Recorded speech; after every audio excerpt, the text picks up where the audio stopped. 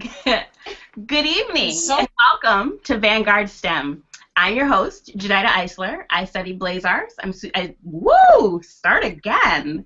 I'm an astrophysicist and I study blazars, and I am glad to have you here. We're trying a brand new thing today. So we talked about self-care. This is anti-self-care, doing all kinds of new things in one episode. But I'm super excited. The first thing I want you to notice is that there are people here. Hi, everybody. I am in Syracuse this week. Those of you who know me know why, but it's also a wonderful place to be because this is where the idea for Vanguard STEM started. For those of you who are new to the show, Vanguard STEM is a place for emerging and established women of color in STEM to come together and have conversations. So we are super excited to be here. It's sort of like a reunion, and there's a subset of awesome people in the room. So let me introduce you to them. On my right is Amber Lennon. She's a senior physics major. On the far right is Cassidy Lundy. She's a senior in biophysics. And on my left is Jason Lord, who's a senior in computer engineering. So they are all Syracuse University students and super excited about graduating. yeah.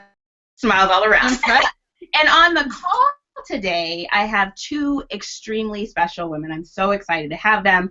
They are in the prime of their academic life. They are recent or soon to be recent PhDs. The first is Dr. Leolene Carrington. She just finished her PhD and defended beautifully, I must say. I happen to be in the room for that, on cell biology, and she's going to tell us a little bit more in a second. Say hi, Leylin. Hi. And also is soon-to-be Dr. Dominique Carter, who works in, oh my goodness, like molecular biology and immunology and microbiology, all of the things, all of the living things. And she is defending next month, so she's very soon to be, but we're really excited to have them both here. Say hi, Dominique. Hey, everyone. Yay! I'm so excited. Y'all don't even know how excited I am right now. Like, there's so much goodness happening right now. So, exactly, isn't it true? So much goodness. All right, so let me tell you about the new things that we're doing today. So we're breaking the show up into some segments. From those of you who have seen our advertisements, today's show is about self-care, and we're basically talking about getting to the light at the end of the tunnel. So I guess it's fitting that I have seniors in the room and recent PhDs on the line because everybody is sort of seeing that light at the end of the tunnel, for better or for worse, and acknowledging that there was some darkness to get there. So that's going to be the main thrust of our show. That's what we're going to talk the most about. But before that, we're adding two new segments. One, two, super exciting. I know, guys, it's crazy. The first segment is our STEM in Society segment, which is what we're going to jump into right now. And basically what I'm going to do is ask our two panelists online to talk to us a little bit about the sort of like current events in sort of society that have to do with women of color, and they also have to do with STEM. So the first one I feel like the Twitterverse has been on fire about is this new movie and book called Hidden Figures. Have y'all heard about this? Yes. Yes. Anybody want to tell us what it's about? It's about four black mathematicians who were women that worked for NASA during the Civil Rights era, and they helped with the defeat the space race, like who would launch a rocket to space first, and the U.S. won, and it was due partly because of these women. So I'm very happy about this movie now. I know, me too. And you answered that quiz question really well. So kudos to you because I totally put you on the spot. Yes, so the four women that the story is about is Dorothy Vaughan, Mary Jackson, Katherine Johnson, there's five, Christine Darden, and Gloria Champine. And the idea is that they were what we used to call computers back in the day when people did calculations. And they were a cluster of black women computers. And so they were called the West Computers. And it's based on a book by Margot Lee Shetterly. Leylin, what struck you most about the idea of this Hidden Figures? So first of all, I'm just happy about the fact that we are now in our history as a nation that we can show these movies unapologetically because we have all these, we can be telling the truth about the true nuts and bolts of some of our greatest achievements, right? Because then when I heard about it, it reminded me of the movie The Lord, Something the Lord Made, about Vivian Thomas. Yes. That resonated a lot with me because he was at Vanderbilt, right? And basically, the story behind it is that he was a research assistant classified as a janitor, and he had moved to Johns Hopkins, and he basically found a surgical procedure to cure blue baby syndrome. But it was only later that his achievements were recognized. So I just feel like, as a Black people, we have so many great achievements that have been in the background, and it's so amazing to discover that all of these, and that now they're coming out. And but the most important thing is that around that time with these 4 Black women, it was also around the time where like role as a woman was different, right? So I just can't imagine what they were thinking, sitting in the background like that and doing something that's gonna be integral to the space, race war. It was amazing. It was mind blowing. So it gave me pride, and it told me that I can do anything because they were in the background and they make sure. And look, what we're gonna watch a movie about their major accomplishment now. I know, it's bananas. Number one, I did not know that Vivian, I don't remember his name. Vivian, what's his name? Thomas was at Vanderbilt. I didn't even know I could claim all of that goodness. So that's amazing. But it's true. Like, you bring up a good point. The idea that it's important to recognize that we are a part of the fabric and the history of the best science and technology in the country, right? Like, it wasn't that they were just off doing something. It's like, no, we weren't actually going to get to the moon. We weren't actually going to get these rockets into space if we didn't have these people doing this job. And yet they still face the same sort of issues, probably to a greater extent than we did, because there were computers, there were male computers that were doing this work, and there were also white women computers that were doing this work, and they were all segregated and do this work. So everyone could do math, but apparently you had to do math in different rooms, right? So it's really contending both with the integral nature of women of color to the STEM endeavor, but also how we're having to contend with all the other issues that come along with it in terms of racism and segregation and white supremacy and all these things. So it's a really interesting tension on these notions. And you're right, it had to do with race, it had to do with gender, and it had to do with the intersection. Turns out we know something about that. It was really great. And y'all know who's playing at least 3 of these roles, right? Right. Yeah. I am all about Janelle Monáe. Let's just start there. I'm just saying. I know, me too. I was so excited because I'm like, oh, somebody conscientious. They're going to get someone who's actually I know. all about, breaking the norm, which was, that's what these ladies did, When in an era where they were supposed to sit at home and cook, they went and they were brave. And Janelle Monáe, I think, is going to do a terrific job. Yes, I know. I agree. Dominique, I love her fact that she is never apologetic of speaking her truth. And I think we need to see more of that just in general. It's hard sometimes going against considered the norm, but I think that is what is the face of something. It is the face of something now considered norm. So the fact that this movie is coming out is resonating so well with me because, as probably many of you have seen, it's not many scientists of color, at least in my institution. I haven't had any faculty that teach in my classes, and so I'm extremely excited that people are using the platform of movies to get this message out there that everybody can be a scientist, Yeah, and you broke up a little bit on it, so I'm going to just sort of underscore some of the things that you said. Number one, about how important it is to have these role models, to have scientists of color being highlighted for their roles and being unapologetic in the work that they're doing. I think you're absolutely right. And I think Janelle Monáe is a really good choice for that because she has completely been unapologetic for being who she is, and that's been really important to both her brand and the role model that she has set out for a number of women of color and really for society more broadly. So also, having already been cast are Taraji P. Henson, which many people know and love from Empire, and Octavia Spencer. So it is sure to be a really incredible movie. So I'm super excited about that. I should also say that the book by Margot Lee Shetterly is going to be out this fall. So I'm going to be a little bit of a book nerd and go and get that book and read it so that I can just be in the movie like, oh, okay then. Yep, that's chapter 3. Got it. Yeah. You can even pre-order it. Yes, I know. And it's pre-ordering on Faith because there's not even like a cute book cover. Not saying that it has to be. I'm not saying that, but still, I'm cover art. It should be cute. Cover art. So yeah, exactly. So really excited about that. I think it's going to be one of the sort of, I don't even know, call to action movies of our at least year. So really excited about that. The second thing I wanted to bring up really quick was, have y'all heard this? The Noble Foundation, so it's Peter and Jennifer Buffett, Warren Buffett's son and daughter-in-law, have just given or just earmarked $90 million for women and girls of color. That's bananas to me. I know. Amazing. Absolutely. It is. It's that initiative is.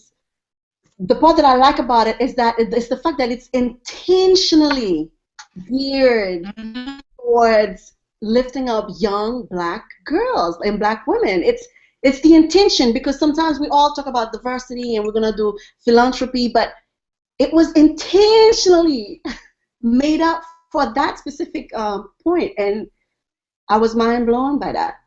I know. And, I went back and read some about it because, first of all, anytime it says women and girls of color, I'm like, wait, what? What are we talking about? Okay, cool. That's fantastic because I'm about that life.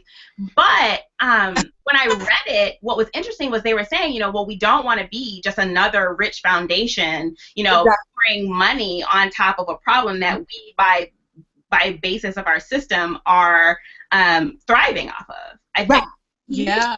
term. Let me see if I can find it really quick. Use this term, conscience laundering, which I thought was a bananas good term. So basically what it was that, but like many very wealthy people profit off a system that is designed to sort of hold back people of color and women of color in particular. And then in order to make themselves feel better, they give these like symbolic donations. And so what they're trying to do is actually institutional change. Like, how amazing is that? Exactly. And it's all about even going to the people and asking. He said part of the work is not being afraid to ask them personally, how can we help you? How can we shift the power? Because he said change won't come from them from the top to the bottom, but from the bottom to the top. And to me, that was, I was just so happy to hear that, because he's willing to listen to make the effective changes. Absolutely. I agree. And I think him speaking out and intentionally giving this money for this purpose, not maintain powers, I think he is also creating a certain level of accountability for other philanthropists that will follow after him, right? Absolutely. I think, because if, for better or for worse, people do these benchmarking, they do these, following the industry leader. And so if you can create, a new norm that says that we're not just going to help people, which is important, but we're going to dismantle parts of the system that are actively hurting them, then you can really, really start to make a change. So 1 minute, each of you, if you could have $90 million to do something for women of color in STEM, what would you do? I'll let Dom go first.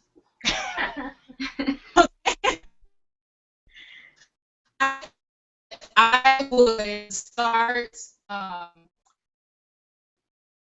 segment or just a slew of STEM-based academies for women, and nationally. So starting first in the most poverty-stricken neighborhoods with the lowest socioeconomic status, okay, the neighborhoods that have women of the most least represented in STEM disciplines, and stick a highly technological school in those areas with world-renowned researchers. Now, this is dreaming, idealistic. This is what I would do, right? Mm-hmm. With world-renowned researchers and professors that will invest in the personal and professional growth of these girls from K through 12. The time they're coming out of there, okay, we have girls in high school already like creating cures to cancer. Okay, we have untapped minds in these. You better say that. Many academies, many institutions. Okay, can you imagine the impact that would have on our nation and the world alone? Like, it's so many untapped resources that, you know, people, just because they haven't been able to be given the opportunity or even know the opportunity exists, you know, we're missing out on so much. So I would intentionally go to those neighborhoods, go out and count them in. Check you out. I mean, I guess you're just gonna start out being awesome. I mean, absolutely. That's like, all jokes aside, that's amazing. And so I don't know if you know this, but the money is going to be sent to like community foundations, to grassroots organizations, all the way on up to like national organizations. So that might be something worth writing for. I'm just saying. Mm-hmm. Yeah. Yeah. All right, Leolene, what you got? So the one that I got is something that resonated more with me, and we're gonna get more into it later as we talk about the challenges and stuff. But it's the fact that I would love to see an environment in academia at the PI level where I see other successful Black PIs, right?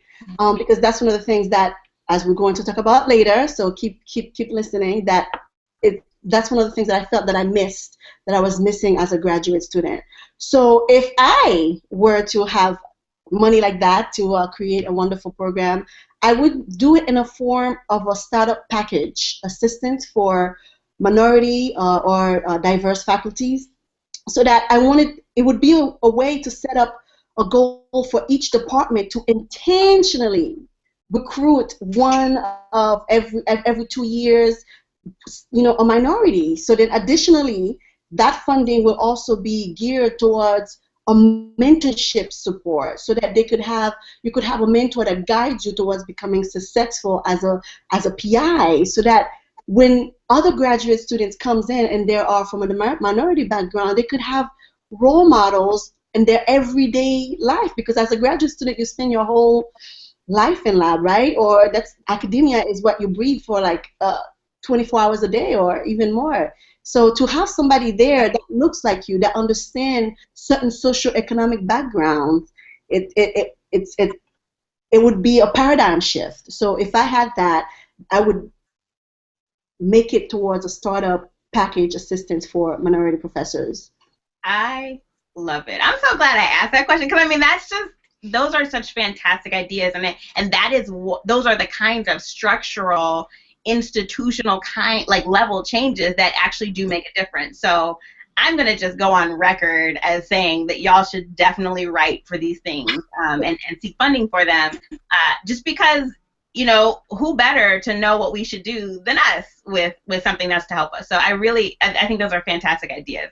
All apply for NSF Includes, right?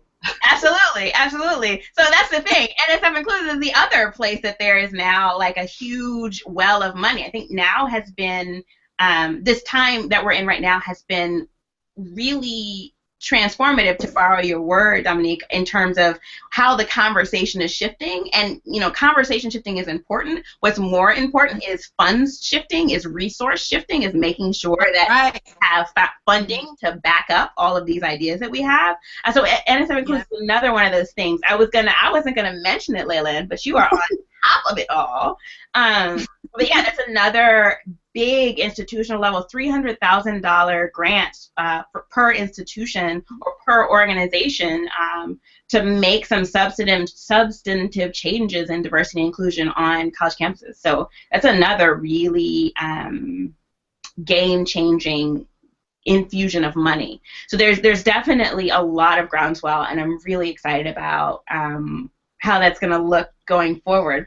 And I guess what we'll transition into now for the last few minutes of our second segment, segment number 2, y'all, is we're gonna talk about what y'all do, right? Like the work that you do. I sort of briefly introduced you as, recent, or soon to be recent graduates. But I wanted you to give us sort of a more formal but not super overwhelming sense of the kind of research you do, where you're doing it, and basically what your dissertation is about. Give us, a preview of your science before we get into the main meat of our conversation, namely seeing the light at the end of the tunnel and doing some self-care. Okay. Yep. Leolene? Wait, you're not studying? Oh, okay. I heard okay, so I didn't want to. I'm a cell biologist, and the lab that I was in is a cancer cell migration lab.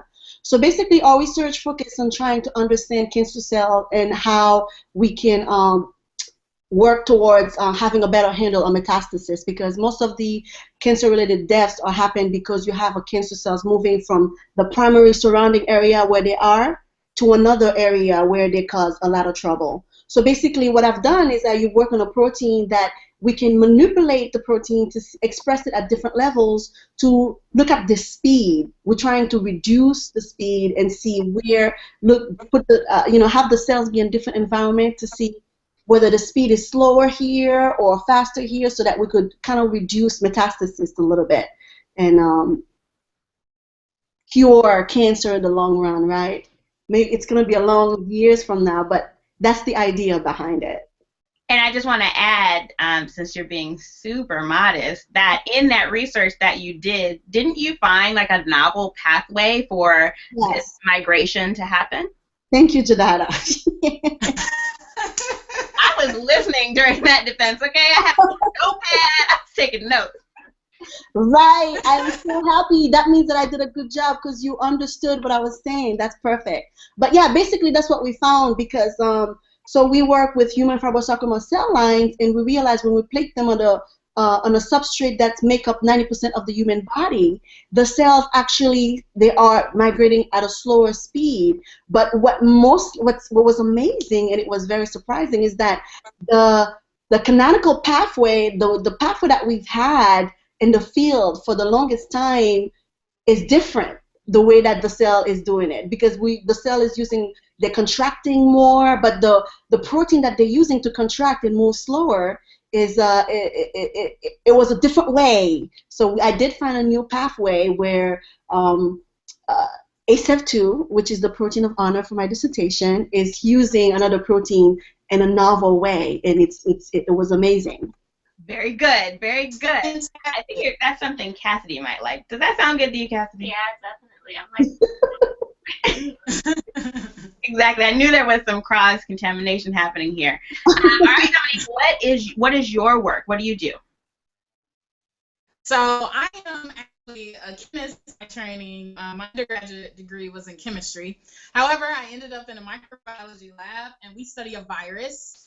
It's actually a herpes virus. Fun fact I like to tell everyone. So out of the 8 known human herpes viruses, on average, every individual is infected with at least 5 of the 8 known strains. And people never know, because herpes, this is my hashtag, herpes is for life. Once you're infected with herpes, you have it for life, and it's usually asymptomatic in normal, healthy individuals. Some don't even know or don't express symptoms, so they don't even know they have it. Unless, of course, they have genital warts or cold sores. But the virus I study does not cause either of those symptoms. It's actually a leading cause of congenital birth defects worldwide. And so I know everyone's probably familiar with hearing about Zika virus and how it causes microcephaly in the babies that are born from women that are infected with that virus. Well, CMV is actually a leading cause of microcephaly, if not the #1 cause. CMV is the virus I study, and a lot of people don't know about it. And so the reason people don't know is because even though by the age of 40, 85% of the U.S. adult population is infected with the virus, it's asymptomatic. However, if women who are pregnant become infected with the virus and are or second trimester, the virus has the greatest chance of infecting the fetus. And there are currently no antivirals to treat the pregnant mother or the baby. And so there's no way to prevent infection. So 65% of CMV infected babies that are born experience severe developmental defects, severe mental retardation. It's actually the #1 cause of sensorineural hearing loss and microcephaly, and a lot of those babies die within the first year of life. Wow. And so my work has been to use a biotechnology approach to determine how the virus is changing the cellular protein environment. And so with that, the goal was to try to identify, like Leolene, new processes that the virus may be using to promote infection. And that way to try to identify a way in which we can inhibit the virus from using those pathways to inhibit an infection. And so I also identified a pathway that is traditionally, it has a fundamental role in the human cell. It's actually the classical nuclear import pathway, and every cell in the human body needs it because that's where our DNA is. That's how we have molecules that come in and regulate gene expression come to, and a lot of those molecules use that pathway. And so it's kind of been a hot commodity because it's currently being explored for antiviral development for influenza as well as HIV. But for the virus we study, CMV, cytomegalovirus, nothing has been really known and or has not been well studied. The virus docks to the nucleus, how it gets viral proteins into the nucleus. And so I identified this pathway. I identified a subset of proteins that participate in this pathway in which the virus may be using them for alternative functions. Very cool. That's really amazing, y'all. 2 novel approaches determined sitting on this phone by 2 incredible women. That's amazing. It's really, really awesome. I'm super proud of y'all. Without further ado, though, we need to know how you got there, right? So that is the business at hand today.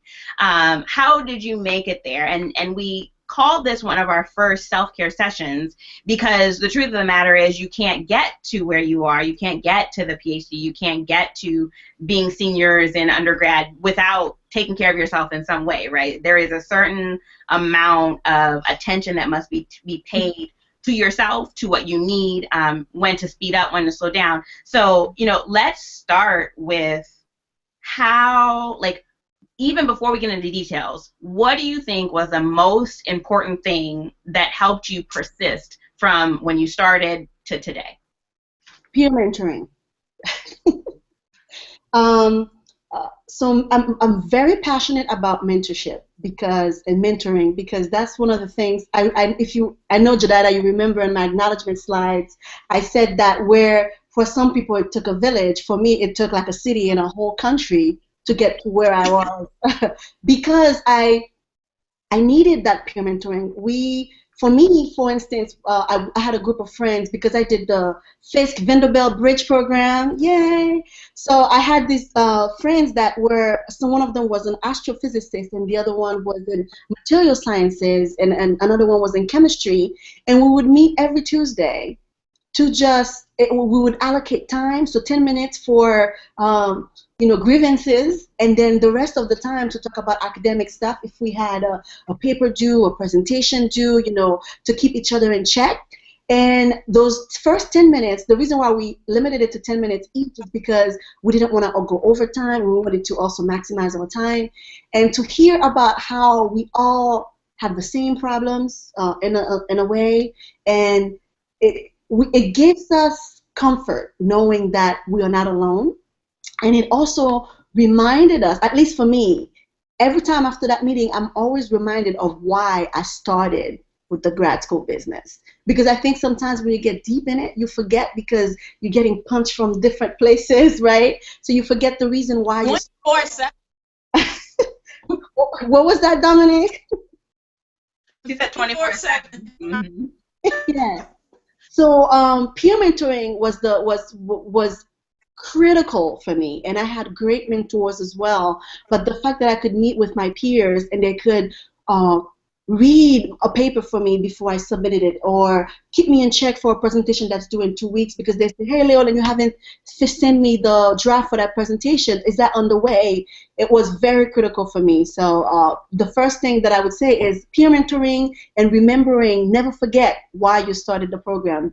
That's one of the things that kept me going. But there's more. I'll let Dominique go and we can finish. Oh no, you can finish.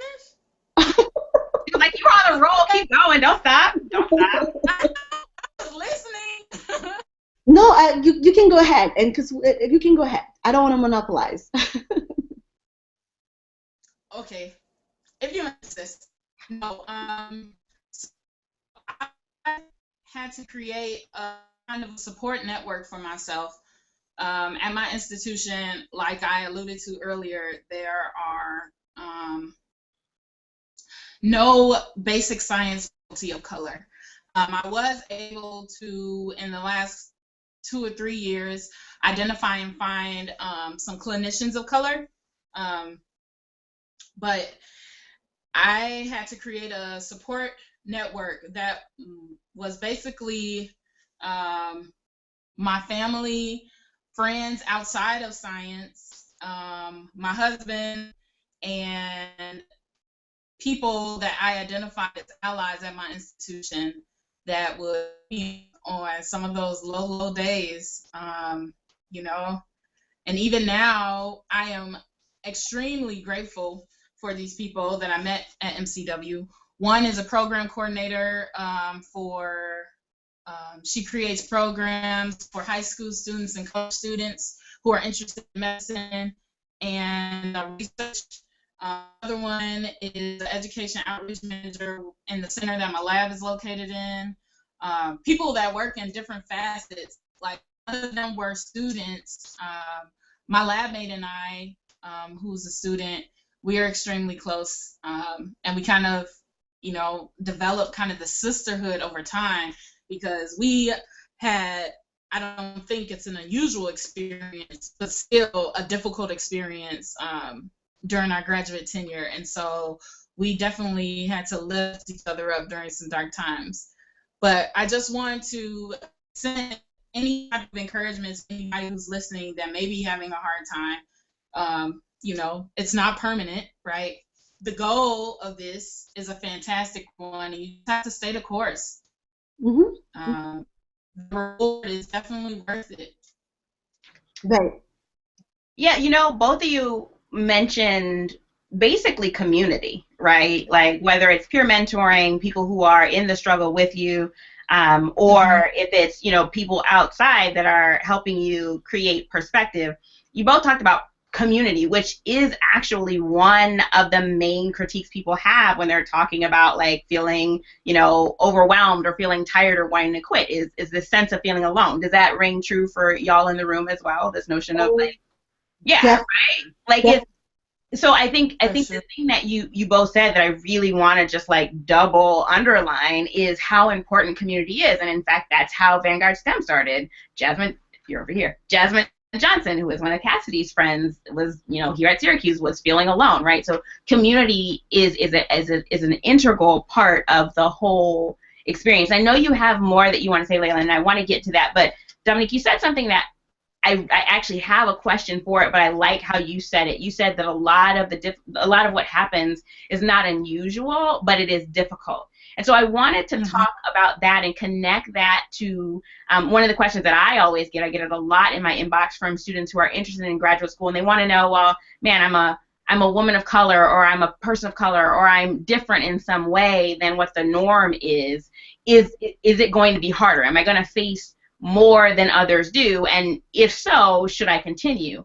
So your point about how a lot of the difficulty is just it's the usual difficulty, but it is intermingled with the unusual difficulty that maybe being a person of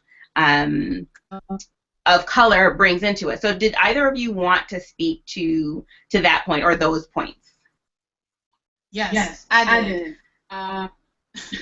Anybody who knows me I would think would describe me as a pretty colorful individual, just personality wise. And, you know, I smile all the time and I'm pretty talkative. And, you know, kind of a stereotype associated with scientists is we're not social, we're weird, we're odd. Now, I didn't say I wasn't weird, right? But I like to talk. And I absolutely felt in the beginning of my graduate school experience, I'm like, I don't know who I'm going to talk to. I don't fit in with anyone, literally. And I happened to befriend this awesome woman who came back to, decided to pursue her PhD after spending some time and working as an engineer. And she was in a different program. She was in the neurobiology program, which was a different track, but we had a couple of classes together our first year. And so I was able to befriend her. But I remember a lot of times I tried to dim my light to better acclimate to the environment. And now I would say probably after I passed my PhD qualifier in my second year, I decided, no, I can do this. I'm just as qualified as anybody else. And if I'm too colorful for someone, then they need to put some shades on, basically, you know. And so you may feel like that. Anybody who does feel like that, me. Be the beat your own drum. Other people will follow suit. So yes, in the beginning, you know, I felt isolated and alone. But now toward the end, I feel like I have identified several individuals who I would have never thought we would have connected on any level. Appreciate my colorfulness, if you know what I'm saying. You know what I mean? And so I just think it's important. This is a time kind of where, you know, you pretty much show yourself what you're made of in terms of strength and courage. Because sometimes you have to be your own advocate. And if you are not getting what you need from your advisor or instructor, then you have to advocate for yourself and go out and get those resources. And it won't always be easy. You will feel isolated sometimes, but you will get through it. You will be able to identify, even if it's a cohort of 2 people, you'll have a support system. You can do it. I'm gonna piggyback off of that. So basically, I think what Dominique's trying to say is also like to build that support network. And what I want to bring out of that is the fact that when you are struggling, if the people around you or the people that you think can help you do not know that you're struggling, we cannot help you. So I've always told anybody that talks to me or people that are like mentees that you have to talk about the challenges and the difficulties that you're having, because then we could address them and we could give you advice, because it's been done before. So other people have done it. So we just have to know and learn from their mistakes and learn from their successes so that you could, you know, get ahead and be successful as well. And one of the things that I want to mention is, for me, for example, in high school, because my guidance counselor, because I used to tell her about all the things that I wanted to do in the dream, I remember for one of the colleges that I wanted to visit, my parents couldn't go with me because they were working at the time. She actually drove me, took the time out of the day and drove me to the campus and to look at it, because I was excited about it. And I told her, I want to go, but this and this and that. But I had to tell her that this is a college that I would really like to visit, but I can't because of this and this and that. So I really do think building a network system, like Dominique said, is very important. And also to be able to vocalize the different challenges and find different mentors, because you can't have one mentor. Your PI is everybody has different roles to play. Your PI plays a role. Some of your lab mates plays a role, and sometimes you might be in a lab where it's not conducive to a collaborative environment or a friendship environment. So you have to go outside of that and find the people that are going to give you the support, the advice that you need so that you could be successful. So I really do believe the building a supportive network is the key, because if you like Dominic and I, you're going to find yourself in our one research institute, you will not find anyone that looks like you. And certain socioeconomic struggles, they will not understand. So it's going to make your path to graduate school a little bit more challenging, even if you're thinking in terms of like financial aspect or emotional and family aspect, because sometimes your family might not even understand why is it taking 6 years. They're pushing you to get an education, but trying to understand the length of it or like the dynamics for that, it's hard for them because they haven't been there. So it's all of that digging together, and you have to realize and be conscious about how different people play different roles in your life, and you have to build it and build that community so that you could get the support and the success that you need. Yeah, you know, it's the interesting thing about that, about building that community, is you sort of have to have it before you need it, right? So, you know, you come in and you feel all great, and you're like, oh, no, I got this, I got my people, I got, you know, this person supports me. And so we don't necessarily always develop the strong ties that we need. I like what you said, Leolene, about like meeting weekly with people. I'm sure sometimes you know, the 10 minutes felt long, that you actually, I don't have anything to complain about this week, so I'm cool. And then I'm sure sometimes that 10 minutes felt real short. It's like, wait, I'm not done. There are actually 5 other things that I need to address in that time, right? But like having it consistently week by week, it was something that you knew that was there. And I would argue that is a part of self-care, right? Like that you maintain a routine that could help you keep going. So y'all said a bunch of stuff that I really want to talk about. But for right now, since we are talking about self-care, and since I know for certain that there are people who are feeling like they want to give up, like they're tired. You know, I'm reading comments from Give Her the PhD 24 saying that, you know, she heard you when you said never forget why you started the program, and she's trying, but she's tired. I'm interpreting your emoji, Give Her the PhD 24. So hopefully that's what those emojis say, because that's just how I interpreted them. But you know, so like, talk to me about the moment when you're at a low point where you feel like I cannot do this again. Like, what do you do to get yourself out of bed? Do you call someone? Do you pray? Do you run? Like, what are you doing that helps you get through those dark moments? So for me, first, it's when I guess I should describe the moment. It's the moment where,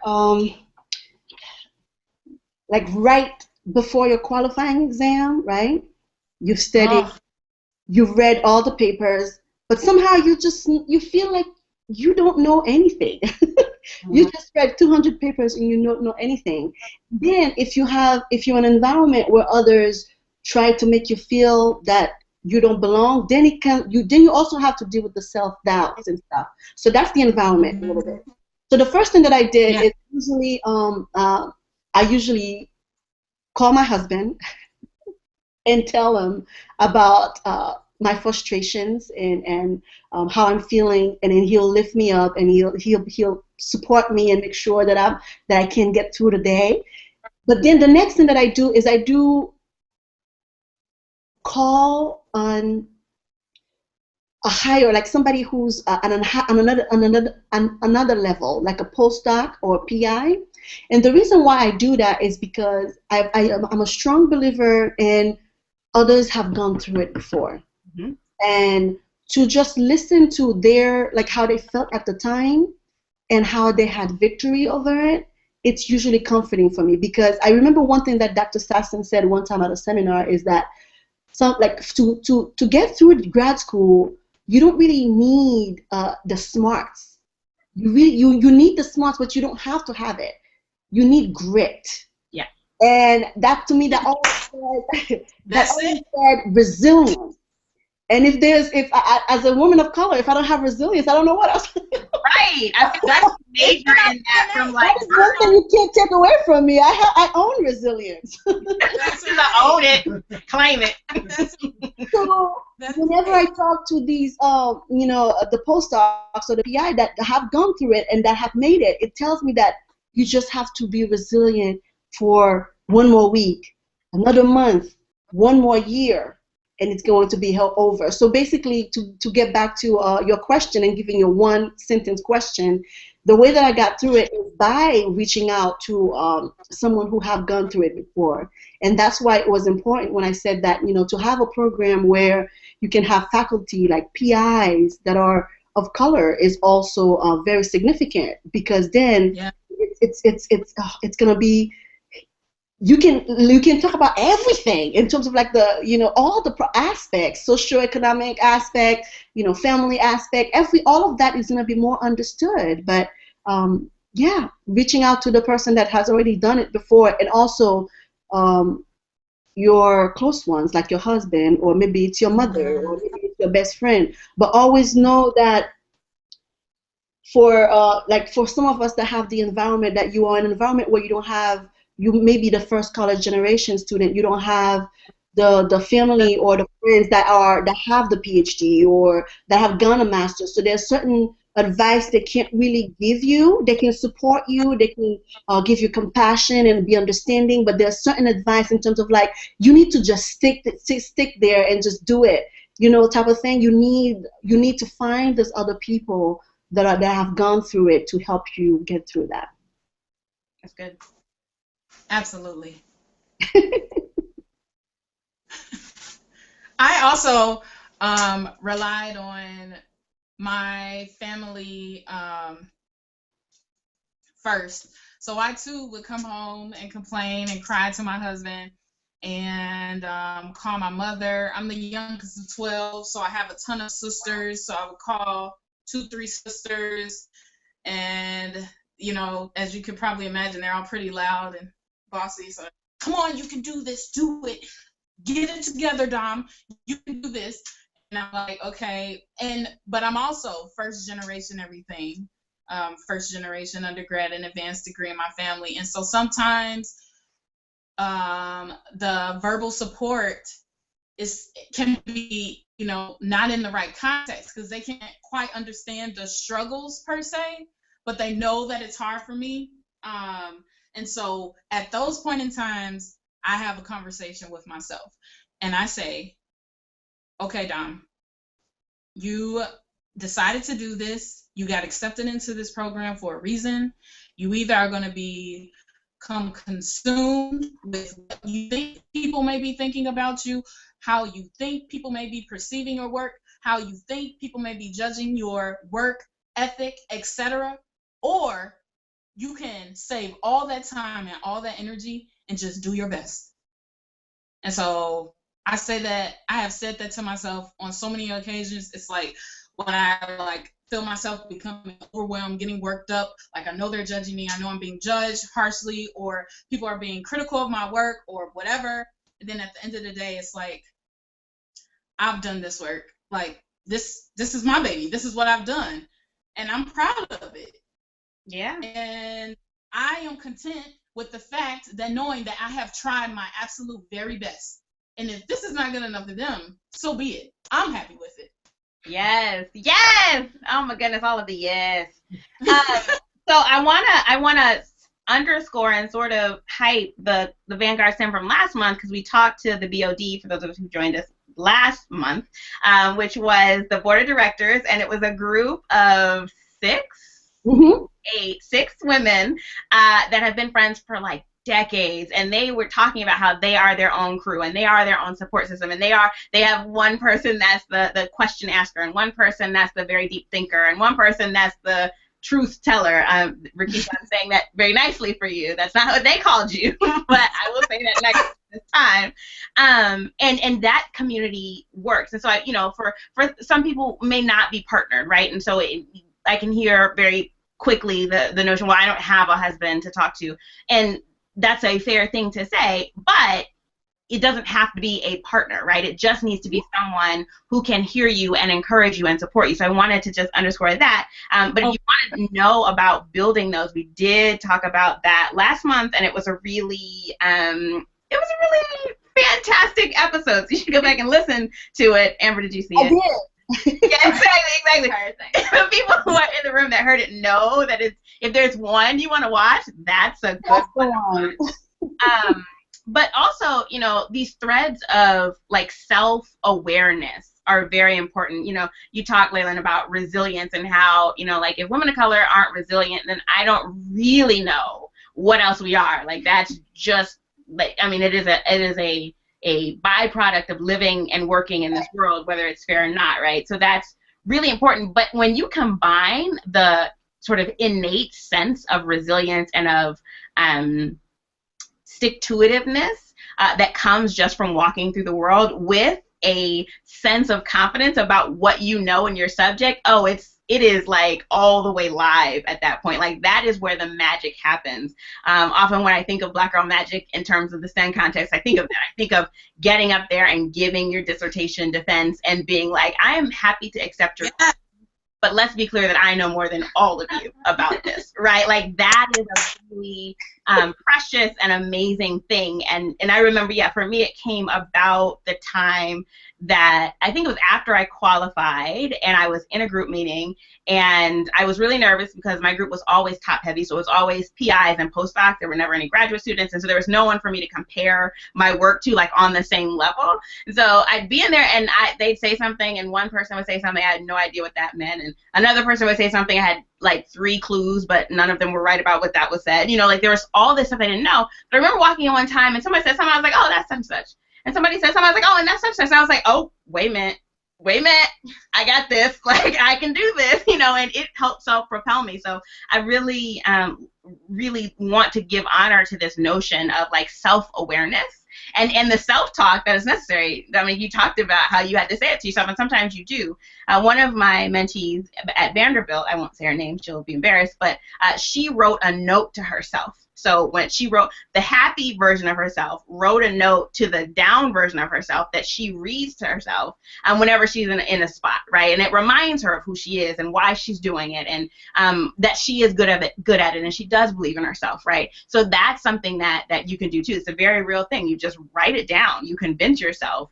You remind yourself of things you've done already that you will do again. And Leolene, you mentioned talking to someone that's ahead of you. That's really key, and that's why y'all are here, right? Because you either have barreled through the light at the end of the tunnel, and now it's like sunshine and daisies most of the time, or you're very close. And so it's important for people that are still in the struggle, for women of color and people of color that are in the struggle, anyone that's in the struggle, to hear that you can live and breathe on the other side. My partner laughs at me because I treated my defense date as like my last day on the planet, just because it was a day that I had to get to. And from time to time, he and my mother and my whole support system will remind me, there's a May 16th, right? Like I get that May 15th is an important day to you, but there is a May 16th, and now that I'm on the other side, I'm like, man, what day did I turn that in again? I don't even remember.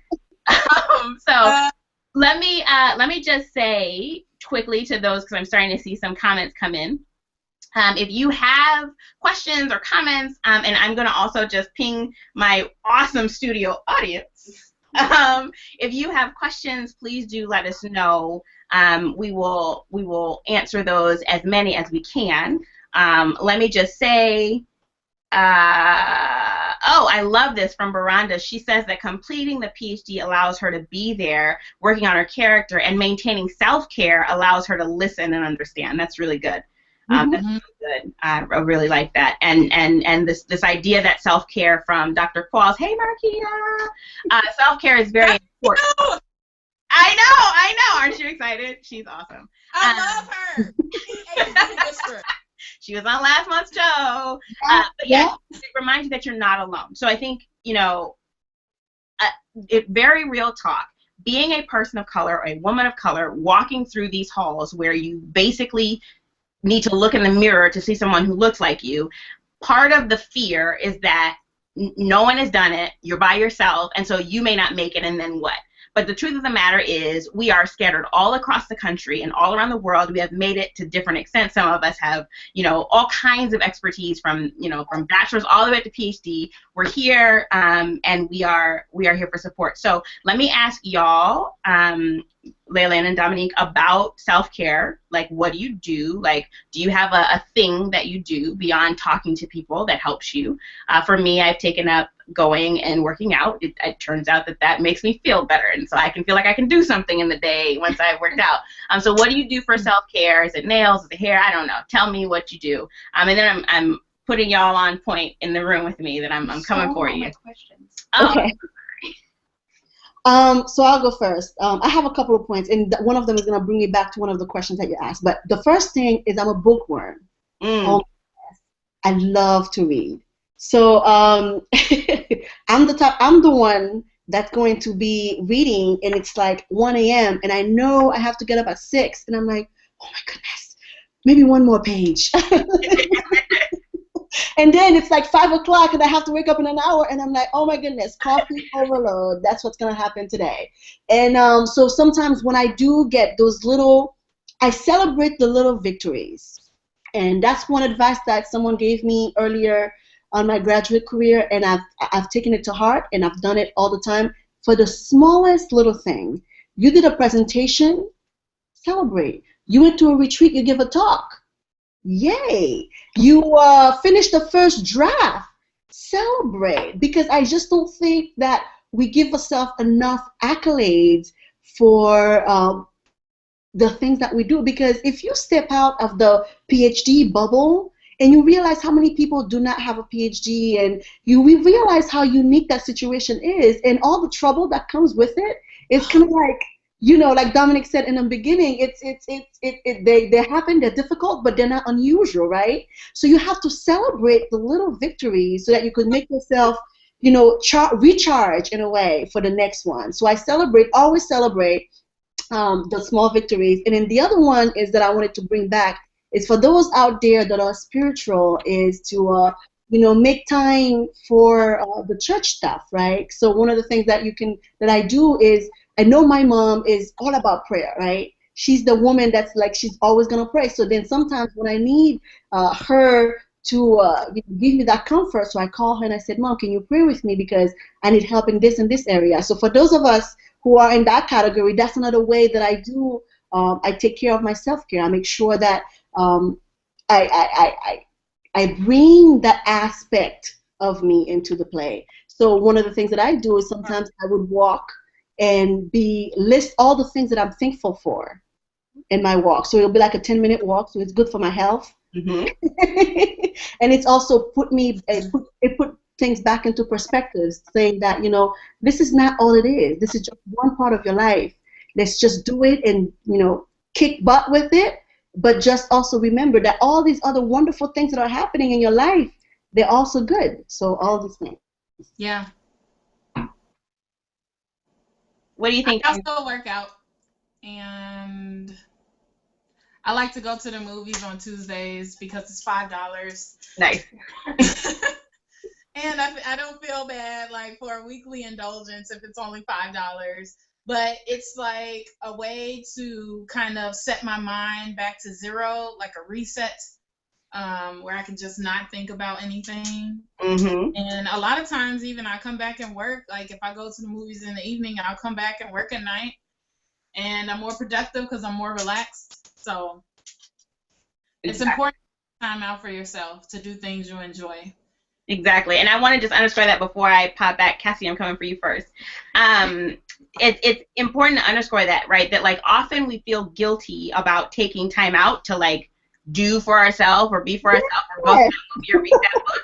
But the truth of the matter is going and doing that actually makes you more productive. It makes you better at the work that you're doing. So it is actually okay to read a few extra pages or go see the movie because your brain gets a chance to rest and process. And so when you get back, you're actually more ready for the task at hand. Research has been done on that. So you should take a break, take a minute, go walking, read a book, whatever you do. Cassidy, did you have any questions for our panelists? So I have a question about like national get-togethers of like young women of color in STEM fields. So I recently attended the QWIP in Syracuse, and there were like small segments for women of color at the QWIP, but I still kind of felt isolated, even though I was around a lot of undergraduate women. Mm-hmm. So do you guys think that it would be worth exploring a national convention for just undergraduate women of color in STEM? Yes. I do think it would be worth it. You can start creating a network early for yourself. And so, you know, going to your first conference may be a bit overwhelming and you may feel isolated. But, you know, even if you connect with one person, you know, you've created a network of one. I attended a conference that was specifically for women of color in STEM. It was called the Women of Color STEM Conference. It's held every year in Detroit. Very technology heavy conference. The Department of Defense, several governmental agencies, private sector companies were all there specifically to recruit students of color, male or female. But the conference was large. I don't know what I was expecting, but when I got there, it was definitely like larger than I expected. It was pretty overwhelming. But from that, I was able to maintain and stay in contact with two individuals that attended that conference as well. And I went by myself. And so you know, and I was a graduate student, so I also felt isolated. But, you know, I was able to develop some fruitful professional relationships out of that. So I would encourage you to continue seeking those type of opportunities. Have any of you attended ABRAMS? That's it. Oh, no. So I just want to drop in there, Dominique, you gave really good ones. There is a Women of Color in STEM entrepreneurship conference going on in May of this year, May 20th through 22nd. I just saw that come through the timeline, so that's one to consider. ABRACAMS is biochemistry, right? Like the biochemistry, stuff like that. There's NOBASHE for biology, biochemistry, chemical engineering. There's NSBE for engineering. A lot of y'all know that. So the NSBP for physics. So there are a bunch of them that are like for people of color. I do think that there's merit in going to events for women of color. And quiet as it's kept, we on the Vanguard STEM front might be trying to do something like that for you. So yeah, absolutely. And going back to the episode from last week with VOD, a lot of them met at the NOBASHE meeting. It's very definitely a very good idea to go to these conferences wherever possible. Mm-hmm. Amber, you're up. You actually stole all of my questions. Every single one of them. I was like, oh. As soon as you said it, I was like, there's one question gone. And then you asked the second question, so I like have nothing now. Okay, it's okay. It's all right. Did you? I have one thing to add. Yes, do it. Yes, that's what Dominique said. So it is good to go to these and seek out those minority conferences, but also there's other things where, like the Association of Women in Science. Now, it's not necessarily for women of color, but I also think that because of when you go to corporate or you go to academia, most of the people that you're going to see are not going to be also women of color.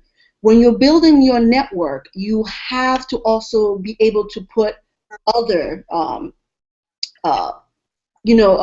races in there. So seeking out other big conferences where it's not necessarily geared to women of color is also an important thing.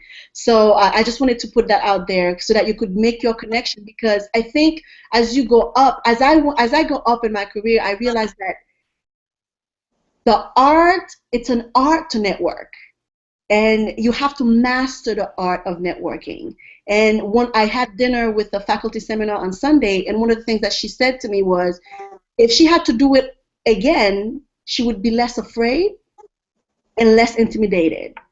And that's why I said the thing about seeking out other conferences as well, because you need to, what's the worst that could happen, right? Like, ask yourself that. And if you have that one person that you want to talk to and they're doing amazing work, and they might not be coming to the Women in Color conference, but they go to the Association of Women Society conference, then apply and go there and just go up to them and say, hi, my name is so-and-so, and this is what I do, and I love what you do, and this is what I like, and I'm wondering if there's an opportunity that I could work in your lab, that I could become a graduate student in your lab. The art of networking is also an important thing, and you can do that both in the diversity setting and also at a bigger setting.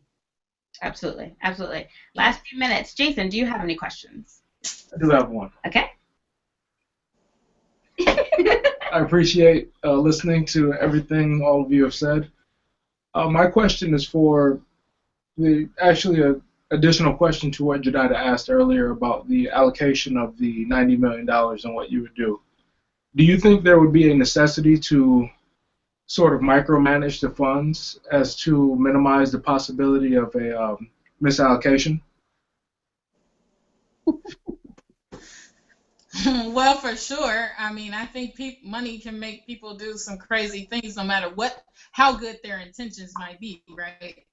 So I absolutely think that there should be someone kind of in charge, at least, of seeing where all the funds are being allocated to, but not necessarily micromanaging. Like, I think, if a program director, say, have